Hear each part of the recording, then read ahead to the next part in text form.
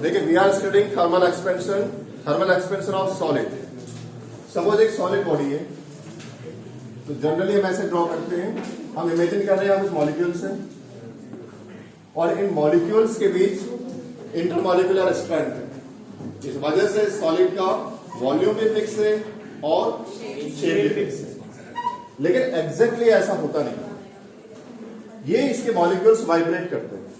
तो वाइब्रेशन को समझाने के लिए हम इस लाइन को यदि इस पैटर्न में दिखाएं तो समझ में आता है कुछ वाइब्रेशन हो सकता है। मतलब हम इमेजिन कर लेते हैं स्प्रिंग जैसा स्ट्रक्चर। स्प्रिंग ड्रॉ करने का एडवांटेज है कि अब आप एग्री हो पाएंगे कि यहाँ वाइब्रेशन हो रहा है। ठीक है, अभी मॉलिक्यूल्स वाइब्रेट करेंगे, जितनी ज्यादा हम इसको हीट प्रोवाइड करेंगे, हीट प्रोवाइड करने से क्या होगा, टेम्परेचर इंक्रीज होगा। टेम्परेचर बेसिकली है क्या, इंटरनल एनर्जी है। तो मॉलिक्यूल्स की काइनेटिक एनर्जी इंक्रीज होगी और तेजी से वाइब्रेट करेंगे। समझ में आ रहा, वो तेजी से वाइब्रेट करेंगे। इस केस में इनका वाइब्रेशन बढ़ जाएगा, वाइब्रेशन दोनों डायरेक्शन में बढ़ेगा,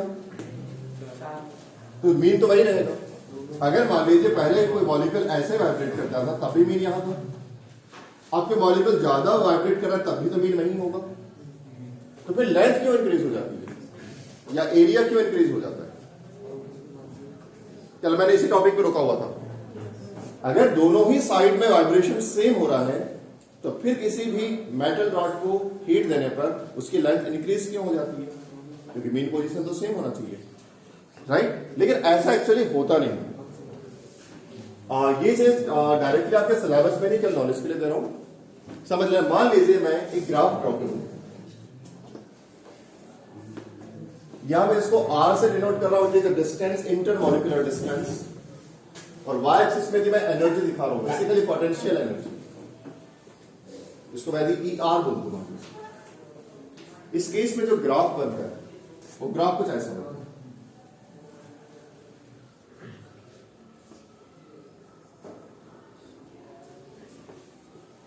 ठीक है, अब आप गौर से देखिए ग्राफ जब ऐसे बनता है,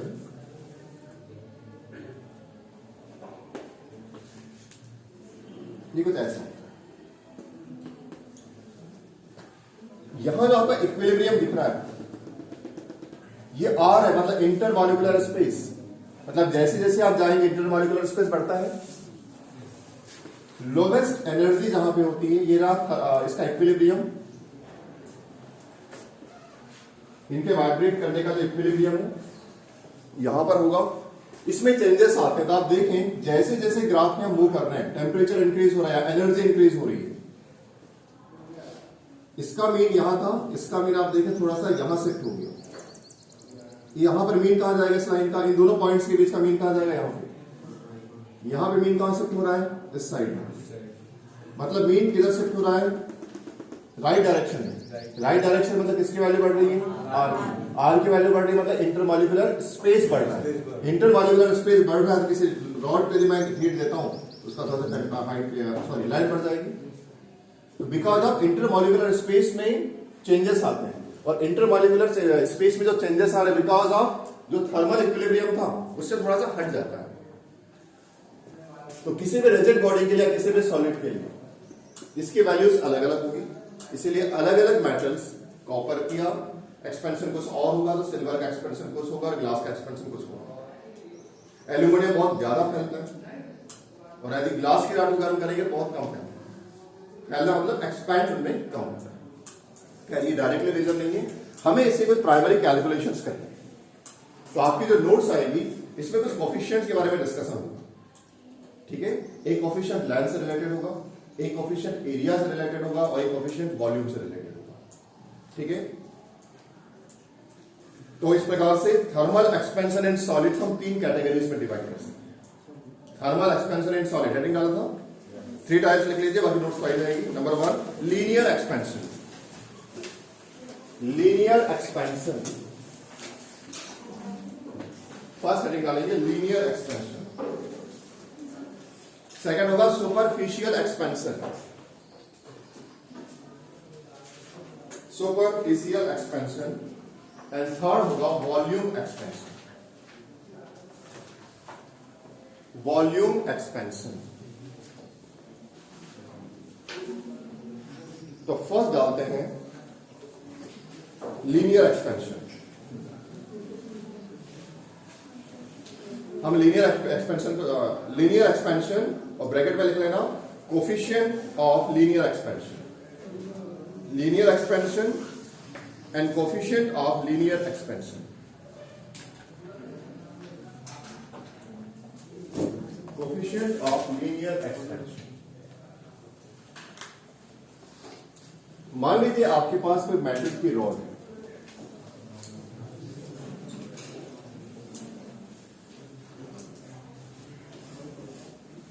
और ये रॉड बहुत मोटी नहीं है, बहुत पतली है, मतलब इसके लेंथ की तुलना में इसका एरिया ऑफ क्रॉस सेक्शन काफी कम है, जस्ट लाइक अ वायर। ठीक है, हो सकता है नोट्स में रॉड की जगह वायर वर्ड यूज किया गया हो। वायर वर्ड इसलिए कर रहे हैं कि वायर बोलने से थोड़ा पतला इमेजिन होता है। ठीक है, अब इसका हमको थर्मल एक्सपेंशन की स्टडी करनी है। तो जब हम इसको हीट देंगे, इसका कुछ ना कुछ टेम्परेचर इंक्रीज होगा, और टेम्परेचर इंक्रीज होने से इसकी लेंथ भी इंक्रीज होगी।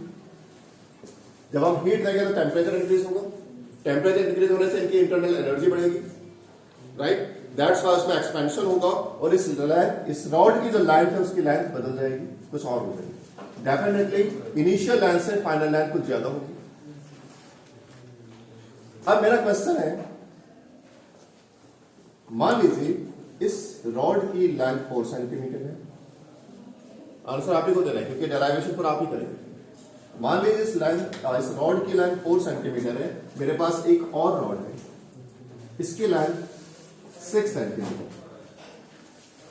अगर मैं सेम टेम्परेचर इंक्रीज करूं, इसका भी 1 डिग्री सेल्सियस बढ़ा दूं, इसका भी 1 डिग्री सेल्सियस बढ़ा दूं, तो ज्यादा लेंथ किसकी इंक्रीज होगी? 6 सेंटीमीटर की। मतलब ये एग्री है कि एक्सपेंशन पे रॉड की इनिशियल लेंथ का असर पड़ता है। ये आपने कहा, एकदम कॉमन सेंस था। यही एक्सपेरिमेंट उन्होंने भी टेस्ट किया साइंटिस्ट ने, कि इनिशियल लेंथ का असर उसके एक्सपेंशन की लेंथ पर पड़ता है। सेकंड चीज, मान लीजिए रॉड दोनों ही 4 सेंटीमीटर की होती, ये भी 4 सेंटीमीटर की और ये भी 4 सेंटीमीटर की। यहां पे मैं टेम्परेचर इंक्रीज करता 1 डिग्री सेल्सियस और यहां पे इंक्रीज करता 5 डिग्री सेल्सियस, तो लेंथ किसमें ज्यादा है? इट मींस आप ये भी मानते हैं कि टेम्परेचर डिफरेंस का असर भी पड़ता है। Yes sir. कंफर्म कि हम टेम्परेचर कितना डिफरेंस देते हैं इसका भी असर पड़ता है। तो क्या आप इन दोनों को अपने डेरिवेशन में डाल सकते हैं?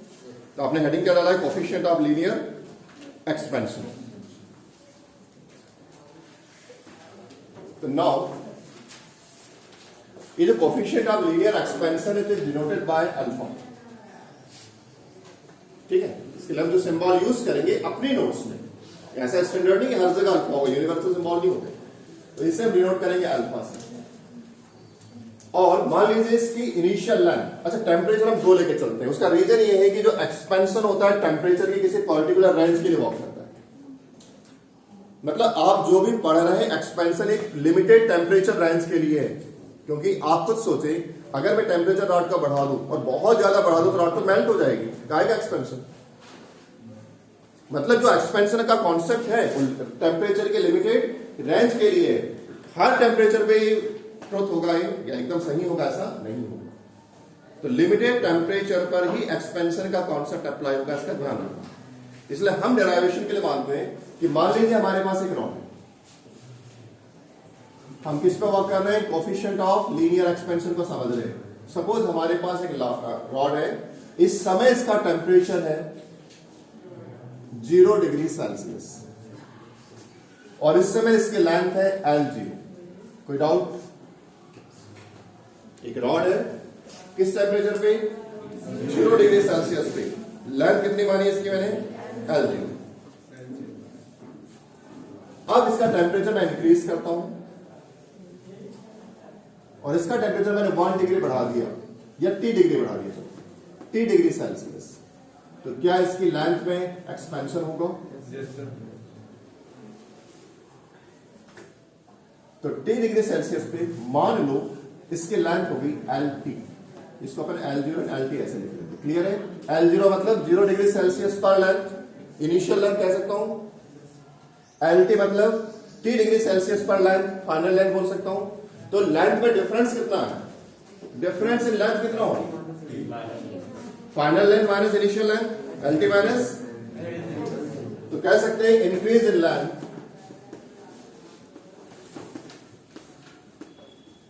कितना होगा बोलो? एल टी माइनस,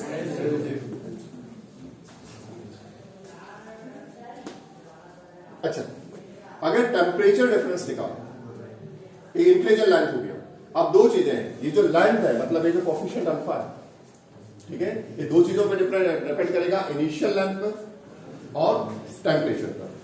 तो पहली बात, अभी मैंने आपसे कहा था कि इसकी जो लेंथ होगी, जो लेंथ का डिफरेंस होगा, मतलब लेंथ का डिफरेंस कितना है? L T minus L zero. क्या ये इनिशियल लेंथ पर डिपेंड करेगा? अभी तो बोला था इनिशियल लेंथ 4 सेंटीमीटर थी, तो आपने बोला था ज्यादा डिफरेंस है, कम डिफरेंस आएगा, 6 सेंटीमीटर थे तो ज्यादा डिफरेंस आएगा। मतलब जो लेंथ का डिफरेंस है क्या वो इनिशियल लेंथ पर डिपेंड करता है? वही तो लिखा है मैंने कि difference in length is directly proportional to initial length. Clear है भाई? नाउ क्लियर है? शुरुआत में टेम्परेचर क्या है, लेंथ कितनी थी? 4 सेंटीमीटर, ठीक है। तो इसमें यदि मैंने 1 डिग्री सेल्सियस बढ़ाया तो आपने बोला कि लेंथ कम बढ़ेगी, लेकिन इसी रॉड की यदि इनिशियल लेंथ 6 सेंटीमीटर होती तो आपने बोला लेंथ ज्यादा बढ़ेगी। मतलब लेंथ में जो चेंज आ रहा है, चेंज इन लेंथ किसके प्रोपोर्शनल है? Initial length. इनिशियल लेंथ मतलब ये वाली, इसकी इनिशियल लेंथ ये, इसकी इनिशियल लेंथ ये। Is it clear? तो difference in length is directly proportional to initial length. ये टर्म क्लियर है? इसके बाद हमने कहा था एक और कॉन्सेप्ट कि दोनों की लेंथ यदि सेम होती, पर यहां टेम्परेचर मान लीजिए मैं 1 डिग्री सेल्सियस चेंज करता हूं या 5 डिग्री सेल्सियस चेंज करता हूं, तो लेंथ किसकी ज्यादा होती? मतलब जो लेंथ में चेंज होता L T minus L zero, difference in length is directly proportional to T.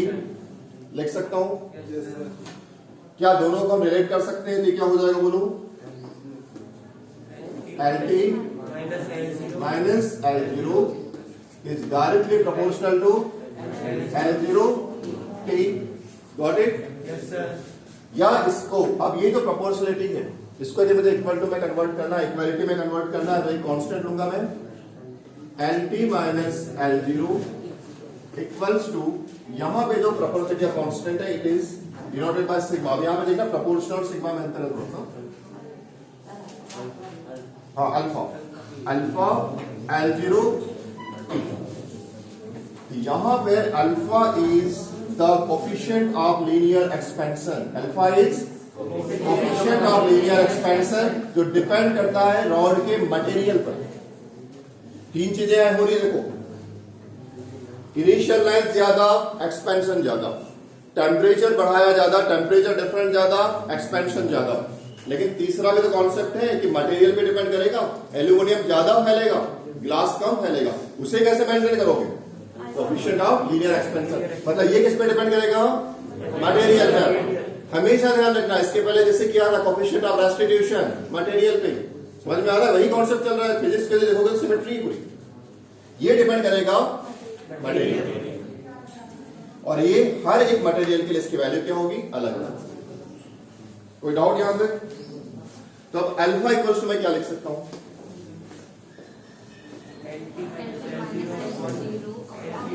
LT minus L0 upon L0 T। और यदि मुझे इसको डिफाइन करना है, फिजिक्स में ही करते हैं, डिफाइन करते हैं, इन टर्म्स को यूनिट मान लो, मतलब इनिशियल लेंथ को यूनिट लेंथ मान लो और टेम्परेचर डिफरेंस को 1 डिग्री सेल्सियस मान लो, तो उस केस में आप कोफिशिएंट ऑफ लीनियर एक्सपेंशन को डिफाइन कर सकते हो। कर सकते हो? जब भी डिफाइन करना होता है इन टर्म्स को अपन यूनिट मान लेते थे, आज तक ऐसा ही करते आए हैं, तभी भी वैसा ही करेंगे। इसकी अब डेफिनेशन क्या होगी?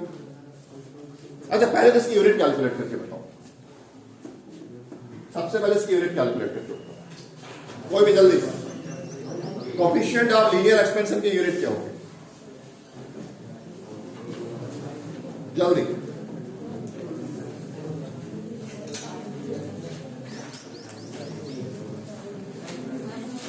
ये लेंथ है ना बेटा, ये लेंथ है ना, लेंथ मतलब मतलब मीटर स्क्वायर ऐसा यूनिट क्या होगी? मीटर। ये भी लेंथ है, इसकी यूनिट क्या होगी? मीटर। और टेम्परेचर की या तो केल्विन या सेल्सियस ले सकते। इससे मीटर से मीटर कैंसिल होगा, क्या हो जाएगा? या ऐसे यूनिट आप लिख सकते हो पर डिग्री सेल्सियस। पर डिग्री सेल्सियस वही हो, ये रही यूनिट। अगर मैं इसको आपको डिस्क्रिप्टिव फॉर्म में लिखने बोलूं तो क्या होगा इसका? Coefficient of linear expansion equals to change in length divided by initial length into temperature, increased temperature या राइज इन टेम्परेचर, या हाँ राइज इन टेम्परेचर, कितना आपने टेम्परेचर बढ़ाया। चेंज नहीं बोल सकते क्योंकि चेंज में निजी भी हो सकता है, अपन एक्सपेंशन पढ़ रहे हैं इसलिए राइज इन टेम्परेचर। तो क्या होगा बोलो? Coefficient of linear expansion equals to change in length divided by initial length into rise in temperature. Rise in temperature its unit is per Kelvin या पर डिग्री सेल्सियस। कहीं कोई doubt हो इसमें तो पूछो। जितना आपको समझने के लिए नोट करना भी कर लें, बाकी नोट से कर लें।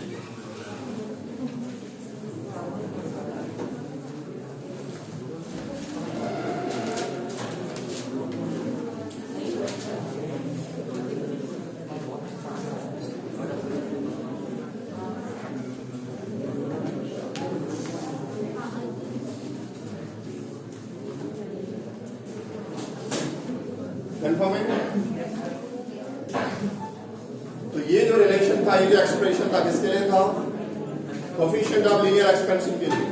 यदि मैं आपसे बोलूं कि मुझे टेम्परेचर T पर फाइनल लेंथ कैलकुलेट करना है, एक्सप्रेशन क्या होगा? कन्वर्ट कर सकते हो? कितना इरेज कर दूं?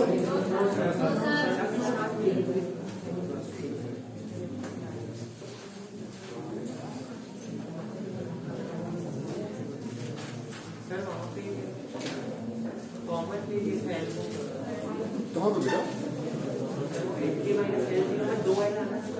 ये कॉमन नहीं है, इसका नाम पूरा है। ये फाइनल लेंथ है, इनिशियल लेंथ। ये मैथमेटिकल नाम नहीं, इसको कॉमन है। एक ही लेंथ है, T टेम्परेचर पे लेंथ और 0 टेम्परेचर पे length.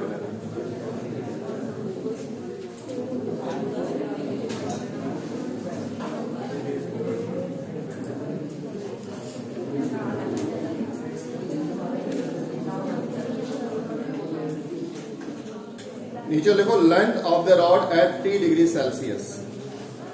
Length of the rod at T degree Celsius. Length of the rod at T degree Celsius. इसी से निकालोगे अल्फा इक्वल्स टू क्या था? LT minus L0 T। It means we can write alpha L0 T equals to LT minus L0। आपको LT करना पड़ा। LT equals to क्या हो जाएगा? Alpha L0 T minus L0। Got it? ये plus हो जाएगा। LT इक्वल्स टू कितना हो जाएगा? इसको मैं सामने लिख दूं, ये हो जाएगा 1 प्लस कुछ ऐसा देखें, इसको L0 बाहर निकालो। 1 प्लस इसको साइड लिख रहा हूं अल्फा, किसी पर्टिकुलर टेम्परेचर पे लेंथ निकालना है, initial length 1 plus rising temperature का double.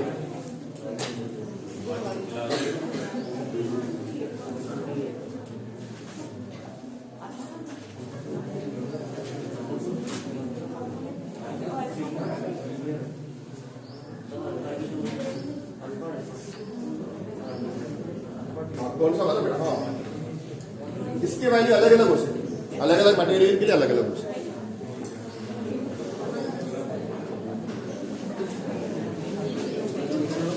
So length in a particular temperature equals to initial length 1 plus coefficient of linear expansion into rise in temperature. Repeat करूं, length in particular temperature मतलब final length जो बढ़ी temperature की वजह से equals to initial length 1 plus coefficient of linear expansion into rise in temperature. अब ये वाले वैल्यूज आपको गिवन होगी क्वेश्चन में। कुछ बेसिक्स वैल्यू आपको पता होनी चाहिए, जैसे कि एल्यूमिनियम की बहुत ज्यादा होती है 2.5 into 10 to the power of 5 पर कैलकुलेट। सिल्वर के लिए वाली वैल्यू होती है 1.9। इट इज नॉट नेसेसरी कि आप याद करें, ये क्वेश्चन में गिवन है। सिल्वर, हाँ, ये कैलकुलेटेड है एक्सपेरिमेंट। किसकी वैल्यूज है? अल्फा की।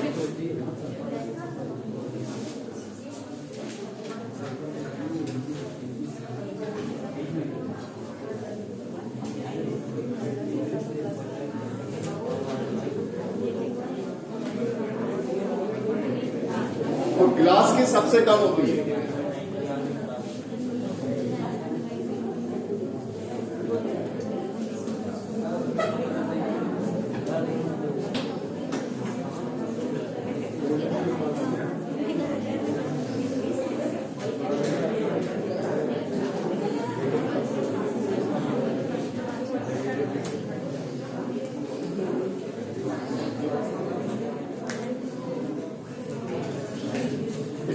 कंक्लूड करें तो change in length is directly proportional to initial length and change in length is directly proportional to rise in temperature. Base यही था उसका। अब आप सेकंड हेडिंग डालें, coefficient of superficial expansion. Coefficient of superficial expansion, it is denoted by beta. Coefficient of superficial expansion,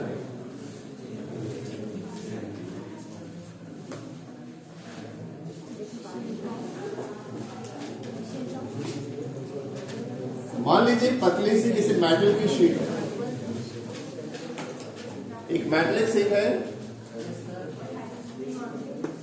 जिसमें length है और width है, हाइट नेग्लिजिबल, पतली शीट है। इसका एरिया, इनिशियल एरिया दिखा रहे हैं A0 से, किस टेम्परेचर पे है? 0 डिग्री सेल्सियस। अब इसका हमने थोड़ा सा टेम्परेचर राइज किया तो इसका एरिया बढ़ गया। टेम्परेचर राइज किया हमने 3 डिग्री सेल्सियस, तो उस केस में इसका एरिया हो गया है विदाउट, क्योंकि एक्सपेंशन चारों तरफ से होगा। ऐसे लेंथ तो है नहीं क्योंकि सीट की चारों तरफ से बढ़ेगा ना। Is it clear? तो 0 डिग्री सेल्सियस पर किसी मेटलिक सीट का एरिया था A0 और 3 डिग्री सेल्सियस आपने राइज इन टेम्परेचर किया तो एरिया हो गया 80। इस केस में चेंज इन एरिया कितना? एरिया का जो डिफरेंस है, चेंज इन एरिया कितना होगा? 80 माइनस A0 कह सकते हो। तो जो चेंज आएगा कितना होगा? 80 माइनस। अब जो चेंज है किसके प्रोपोर्शनल होगा? दो चीजें, एक सेट आपकी छोटी है, एक सेट बड़ी। टेम्परेचर में दोनों में राइज कर रहा हूं, मान लीजिए 3 डिग्री सेल्सियस इसमें भी, 3 डिग्री सेल्सियस इसमें भी, तो एरिया किसका ज्यादा एक्सपेंड होगा? इसका 3 डिग्री है, इसका 3rd डिग्री। इसको भी चलो 3 कर देते हैं। एरिया इसका ज्यादा है, इसका कम है, इसका ज्यादा है। अब किसमें ज्यादा एक्सपेंशन होगा? इट मीन्स मैं कह सकता हूं कि चेंज इन एरिया या expansion in area directly proportional to temperature. और टेम्परेचर सेम रखा था, directly proportional to initial area. शुरू में क्या तो पहले वाले केस में मैंने टेम्परेचर सेम रखा था, एरिया डिफरेंट रखा था, तो इसमें एक्सपेंशन ज्यादा हुआ। That's why change in area is directly proportional to initial area. Now second चीज, दोनों का एरिया सेम रखते हैं, सेम साइज के सीट है, एकदम आइडेंटिकल है। इसका 3 डिग्री रखा है, इसका 30 डिग्री सेल्सियस किया। अब एक्सपेंशन किस पे ज्यादा होगा? डेफिनेटली ज्यादा होगा। It means change in area directly proportional to rise in temperature. It is rise in temperature. Agree हो? इन दोनों को मिला दे तो क्या होगा? Directly proportional to A0T. Yeah, we can say AT minus A0 equals to, इस बार कोएफिशिएंट का नाम क्या देना है?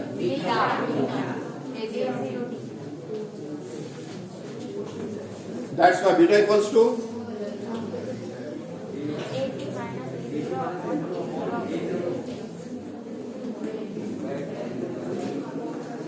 AT minus A0 upon descriptive बोल के बताओ।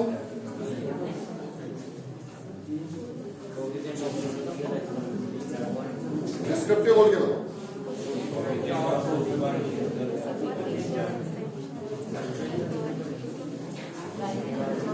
Coefficient of superficial expansion equals to change in area divided by initial area into rise in temperature.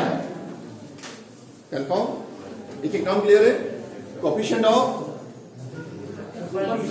superficial expansion मतलब एरिया में जो चेंजेस आ रहे हैं equals to change in area upon initial area multiply by rise in temperature.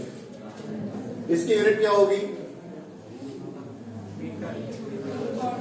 देखो, इसकी unit metre square होगी, इसकी यूनिट में मीटर स्क्वायर होगी, और टेम्परेचर की सेल्सियस या केल्विन ले लो, मतलब क्या हो जाएगी? पर केल्विन या पर डिग्री सेल्सियस। सिंपल है।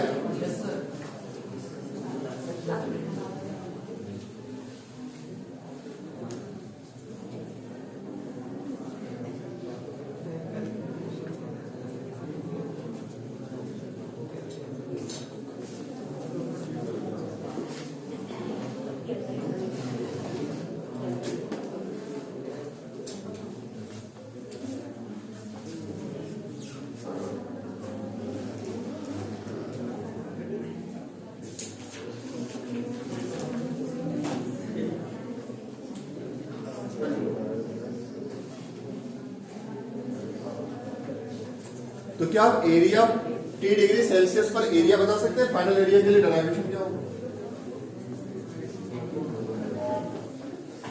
Area at T degree Celsius इसी से निकालोगे, क्या हो जाएगा? AT इक्वल्स टू एग्जैक्टली जो अभी निकाला था लेंथ के लिए वही पैटर्न में आएगा। क्या होगा बोलो ना?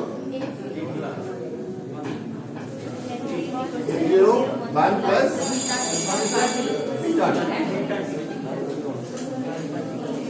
निकालेंगे सभी, जैसा लेंथ के लिए निकाले थे वैसे एक निकले चलेगा। अब जैसे आपने लेंथ में एक्सपेंशन कराया और शीट थी तो एरिया में एक्सपेंशन हुआ, लेकिन यदि कोई मेटल का ब्लॉक होता तो वॉल्यूम में एक्सपेंशन होता। वायर या रॉड थी तो लेंथ में एक्सपेंशन हुआ, सीट थी तो एरिया में एक्सपेंशन हुआ। अगर कोई ब्लॉक होता तो वॉल्यूम में एक्सपेंशन होता, मतलब तीनों डायमेंशन में इंक्रीज होता। अल्फा एंड बीटा क्लियर है? Coefficient of linear expansion and coefficient of superficial expansion. Now put the heading coefficient of cubical expansion. Coefficient of cubical expansion.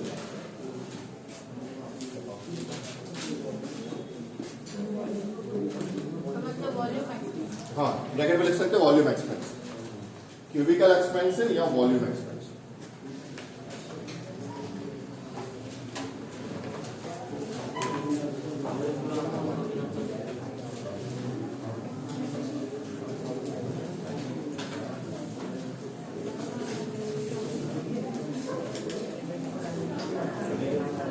मान लीजिए क्यूब है, किसी मेटल का ब्लॉक है,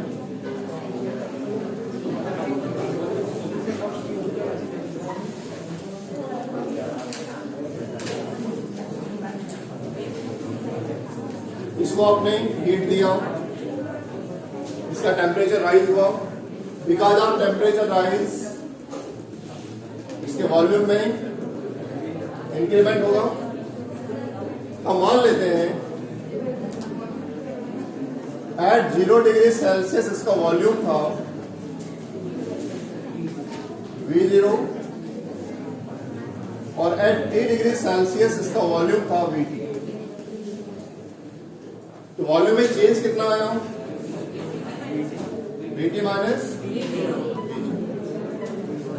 जब हमने टेम्परेचर राइज किया 3 डिग्री सेल्सियस, टेम्परेचर राइज किया 3 डिग्री सेल्सियस, तो वॉल्यूम चेंज हो गया VT माइनस VT। इस केस में हमें कोफिशिएंट कैलकुलेट करना पड़ेगा। हमने पहले के लिए अल्फा लिया, दूसरे के लिए बीटा लिया, तीसरे के लिए क्या लेंगे?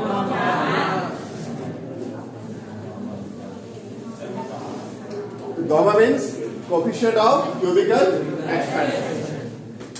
इसको निकाल के दिखा सकते हो, जैसे हमने लीनियर के लिए किया और सुपरफिशियल के लिए किया। चलो इसको खुद से करने की कोशिश करो। तो जैसा आपने लीनियर के लिए किया और सुपरफिशियल के लिए किया वैसा ही volume, change in volume is directly proportional to initial volume.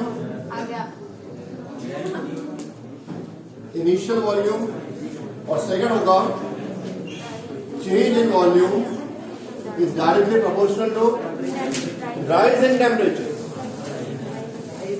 That's why we can write change in volume is directly proportional to initial volume and rise in temperature. Now proportionality हटा रहे हैं, equals to finally we can say coefficient of cubical expansion equals to change in volume divided by initial volume into rise in temperature। Unit क्या होगी? Volume से volume की unit cut जाएगी, बचेगा मतलब पर कैलोरी या पर डिग्री।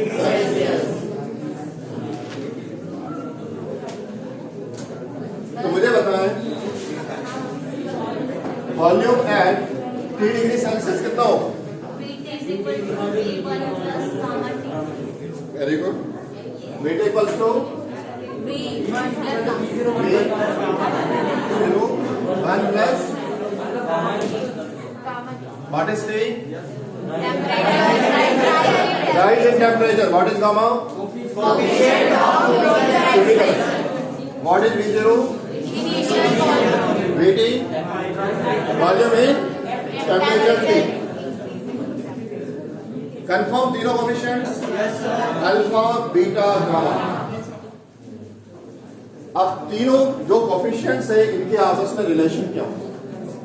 अभी तो इनको अलग अलग कराएंगे किया ना, अब तीनों के रिलेशनशिप की स्टडी करेंगे। यहां तक इसमें डाउट?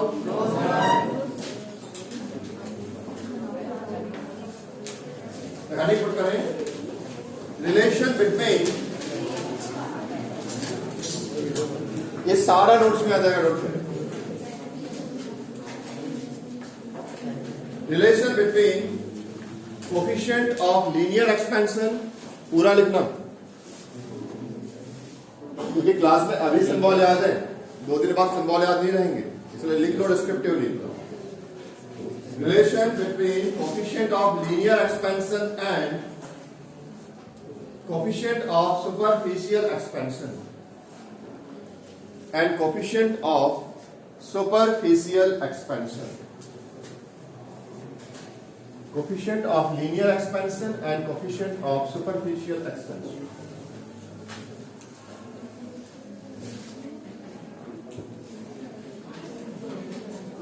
अब आपको दो चीजों को रिलेट करना है। कोफिशिएंट ऑफ लीनियर एक्सपेंशन मतलब लैंड में जो इंक्रीमेंट हो रहा है, और कोफिशिएंट ऑफ सुपरफिशियल एक्सपेंशन मतलब जो एरिया में इंक्रीमेंट हो रहा है उस पर क्या असर पड़ता है सब्सटेंस के नेचर का, क्योंकि कोफिशिएंट आपको पर्टिकुलर मटेरियल के लिए होता है। कॉपर के लिए सब आपने निकाला था, जैसे मुझे लीनियर एक्सपेंशन की बात करनी है तो कॉपर का तार ऐसा हो, कॉपर का तार ऐसा हो, कॉपर की सीट हो, यानी कॉपर की पतली सी रॉड हो, सब के लिए लीनियर एक्सपेंशन की वैल्यू सेम होगी, क्योंकि मटेरियल क्या है, कॉपर है, तो सेम मटेरियल की वैल्यू सेम आएगी। यहां पे हमें रिलेट करना है दो चीजों को, लीनियर एक्सपेंशन और सुपरफिशियल एक्सपेंशन को। मान लेते हैं कि हमारे पास एक सीट है, एक क्यूबिकल सीट है, और क्यूबिकल भी बोले इसको, स्क्वायर सीट है, जिसके लेंथ मान लीजिए L, इसको हम डिनोट कर रहे हैं कैपिटल L से। अभी इसका टेम्परेचर हमने माना 0 डिग्री सेल्सियस, तो 0 डिग्री सेल्सियस पर इसके हर एक साइड की लेंथ कितनी है,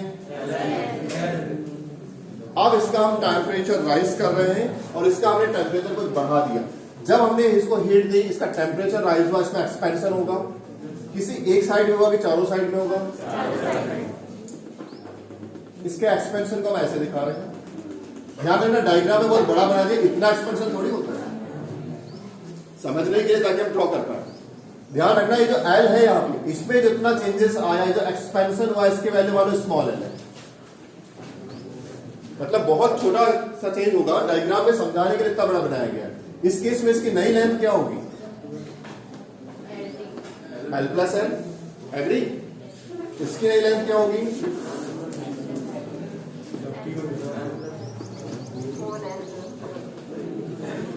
किस पर, 3 डिग्री सेल्सियस। क्लास में किसी को भी डाउट यहां तक कोई डाउट नहीं? नाउ अब हम कैलकुलेट करेंगे। पहले बताओ इनिशियल एरिया ऑफ सीट क्या होगा, initial area of seat,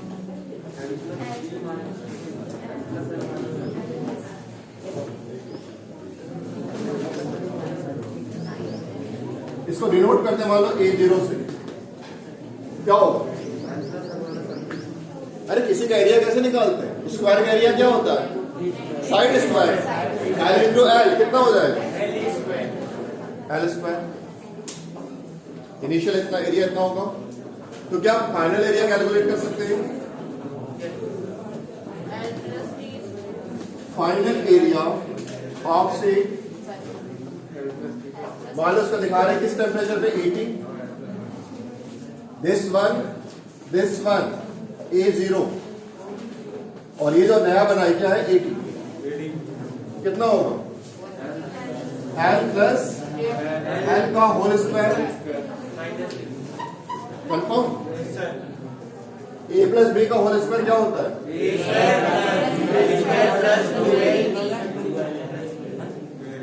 2L plus पूरे का whole L square plus 2L plus. अब एक बात ध्यान रखिएगा, 2 का स्क्वायर कितना होगा, लेकिन 0.2 का स्क्वायर कितना होगा, 0.2 का स्क्वायर कितना होगा,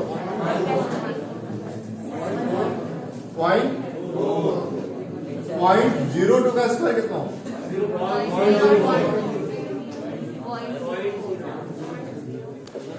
इस बात को ध्यान रखिए। यहां पे जो L है, स्मॉल L, मतलब जो एक्सपेंशन हो रहा है डायग्राम में काफी बड़ा दिख रहा है आपको, रियल शीट में तो बहुत माइनर होगा, पॉइंट से वैल्यू आएगी, तो उसका स्क्वायर और छोटा हो जाएगा। इस केस में जो छोटी वैल्यू का स्क्वायर है वो इतना नेग्लिजिबल होगा कि हम उसको छोड़ सकते हैं, इसलिए स्मॉलर वैल्यूज के स्क्वायर को हम अपने एक्सप्रेशन से हटा देंगे। क्यों हटा रहे, समझ में आ रहा हूं? तो इस केस में जो आप 80 कैलकुलेट कर रहे हैं, तब कितना हो जाएगा हम लोग, L स्क्वायर प्लस 2L। यहां तक क्लियर हुआ तुमको? तो हमने अपने एरिया को किसके टर्म में निकाल लिया, लेंथ के टर्म में। हमने एरिया को लेंथ के टर्म में क्यों निकाला, क्योंकि हम रिलेट करना चाह रहे हैं कोफिशिएंट ऑफ लीनियर एक्सपेंशन को किससे, कोफिशिएंट ऑफ सुपरफिशियल एक्सपेंशन से, मतलब एरिया को लेंथ से रिलेट करना चाह रहे हैं। दैट्स व्हाई हमने एरिया को किसके टर्म में ले लिया, लेंथ। तो किस डायरेक्शन में जा रहे हैं, क्लियर? हमने ऐसा क्यों किया? नाउ अब आपको पता है कि सुपरफिशियल एक्सपेंशन का एक्सप्रेशन क्या था, बोलो। Superficial expression 80 minus area divide by initial area into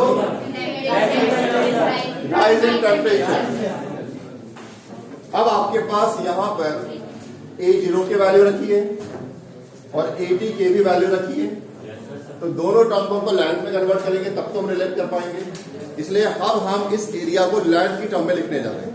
तो AT जहां लिखा है वहां पे AT की वैल्यू प्लेस करो और जहां पर A0 लिखा है वहां पर A0 की वैल्यू प्लेस करो। दोनों की वैल्यू आपको दिख रही है। इनिशियल एरिया कितना है L² और फाइनल एरिया कितना है L²/2।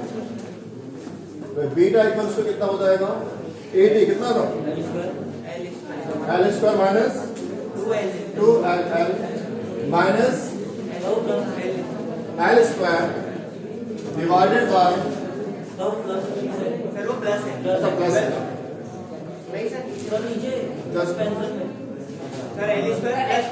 इसकी वैल्यू प्लस A0 कितना था बेटा L² इनटू इसको सॉल्व करो, देखो क्या है, खुद से निकाल सकते हो। ये ब्रैकेट्स की वैल्यू में प्लस माइनस लगा है, कैंसिल हो जाएंगे, ये दोनों कैंसिल हो गए। 2LL अपॉन L²T, L से स्क्वायर कैंसिल हो गया, 2 अपॉन LT। अब मुझे बताएं ये L क्या था, change in line divided by initial line and rising temperature, क्या अल्फा है? समझ में आ रहा कि नहीं आ रहा? देखो लास्ट में you beta equals to 2L मतलब क्या था, L क्या था, चेंज इन लाइन थी ना, change in line divided by initial line into temperature, ये क्या होता है? It means now I can write beta equals to 2. Got it? Yes, sir. This is the relation between coefficient of linear expansion and coefficient of जैसा मैंने इन दोनों को relate किया इस डेरिवेशन में, आपको लीनियर एक्सपेंशन और क्यूबिकल एक्सपेंशन को रिलेट करने की कोशिश करना है। ठीक है?